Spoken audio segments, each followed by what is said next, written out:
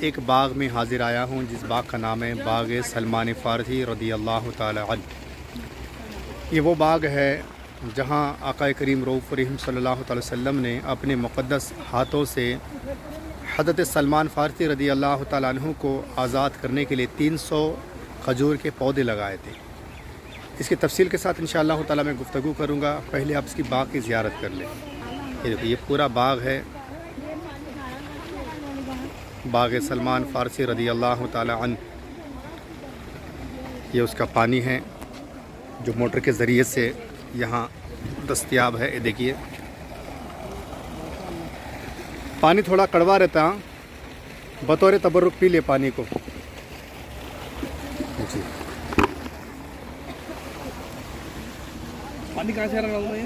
یہ زمین سے آ رہا ہے پانی۔ باغ سلمان کے پانی سے برکتیں حاصل کرتے ہوئے ہمارے عمرہ زائرین ماشاءاللہ، یہاں شیخ شاہ بھائی بھی ہے ماشاءاللہ۔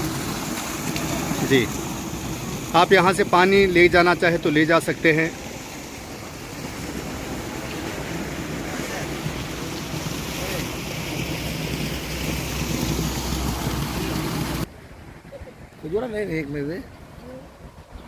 کھجورا اتارے اس میں کے پورے، بڑا ہی خوبصورت ماحول رہتا ہے یہاں پر الحمدللہ۔ ٹھنڈا ماحول رہتا ہے، اچھا لگتا ہے، یہاں کے زائرین آ کر بیٹھ جاتے ہیں۔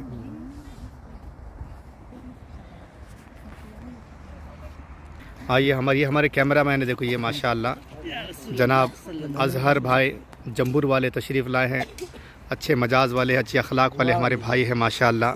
اور یہ ہمارے شیخ شاہ ولی ہے، ان کو ہم پیار سے ولی کہتے ہیں ماشاءاللہ۔ آپ بھی اچھے اخلاق والے، کردار والے ہمارے۔ جی جی جی نہیں آپ یہ باقی جتنے یہ ہمارے حسن بھائی ہیں جو واسکو سے تشریف لائی ہیں، یہ ہمارے جناب نثار احمد صاحب ہے جو کے پی ایم سے آئے ہیں، وہاں ہمارے عبدالعزیز چچا ہے جو مڑگاؤں سے ہے، باقی ہمارے وہ چچا دیوان صاحب کے پی ایم سے تشریف لائے ہیں ماشاءاللہ۔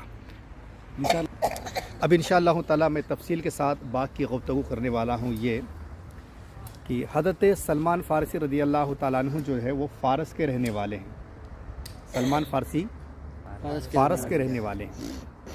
آپ ایک حق دین کی تلاش میں تھے، اور آپ کو یہ بھی بتاؤں آپ کی جو عمر ہے 250 سال ہے، 250 سال عمر ہے حضرت سلمان فارسی کی، اور آپ کے والد نے آپ کو گھر سے نکال دیا۔ اس کے بعد آپ ایک پادری کے پاس آئے، زندگی بھر سے خدمت کرتے رہے اس پادری کی، یہاں تک کہ وہ پادری کا دنیا سے جانے کا وقت آیا۔ اس پادری نے کہا میری تدفین کے بعد تم گموریا چلے جاؤ، گموریا ایک علاقہ ہے، وہاں چلے جاؤ، ممکن ہے تمہیں وہاں کچھ ملے۔ تو حضرت سلمان فارسی اس پادری کو تدفین کرنے کے بعد آپ کہاں چلے گئے؟ گموریا چلے گئے، ایک علاقے میں، وہاں بھی ایک پادری تھے۔ اس کے بعد ان کا بھی وصال کا وقت آیا تو انہوں نے کہا ایک کام کرو، میں نے کتابوں میں پڑھا ہے، پچھلی کتابوں میں نبی آخر الزماں جو ہے وہ ہجرت کر کے یثرب کے علاقے میں تشریف لانے والے ہیں، جو آج جس کا نام مدینہ منورہ ہے، تم وہاں چلے جاؤ۔ پھر وہ وہاں سے نکلے، سفر کرتے کرتے کرتے ایک قافلہ جا رہا تھا مدینہ منورہ کو، اس کا نام پہلے کیا تھا؟ یثرب تھا۔ اور پوچھا کہ یہ قافلہ کہاں جا رہا ہے؟ تو کہنے لگے قافلے والے کہ ہم یثرب جا رہے ہیں۔ کہا کہ میں بھی چلنا چاہتا ہوں۔ کہا کہ تمہارے پاس کچھ مال و دولت ہے؟ تو انہوں نے حضرت سلمان فارسی نے کہا کہ کچھ نہیں ہے۔ کہا کہ بغیر پیسے کہ تم ہمارے ساتھ سفر نہیں کر سکتے۔ تو انہوں نے کہا سلمان ایسا کرو تم اپنا غلام بنا لو، میں تمہاری خدمتیں کروں گا، بس مجھے کہاں لے چلو؟ یثرب لے چلو۔ یہاں تک کہ انہوں نے ان کو غلام بنایا۔ پھر ان کی قسمت یہ تھی کہ انہیں یثرب میں جا کر بیچ دیا، ایک یہودی کے ہاتھ بیچ دیا۔ اس کے بعد وہ جو غموریا پہنچے تھے، حضرت سلمان فارسی نے یہ کہا تھا آپ نے جس نبی و آخر الزماں کی جو یہ بتائی ہے ان کی کچھ نشاندہی بتائیے تاکہ ہم انہیں پہچان سکیں کہ واقعی، ورنہ میں کہیں گمراہ نہ جاؤں، کہیں دوسرے راستے پر نہ چلا جاؤں، کسی اور کے ساتھ چلا نہ جاؤں۔ تو انہوں نے 3 نشانی بیان کی تھی، جو گموریا کے پادری تھے انہوں نے 3 نشانیاں بیان۔ کیا نشانیاں تھیں؟ پہلی نشانی یہ کہ وہ صدقہ قبول نہیں کریں گے،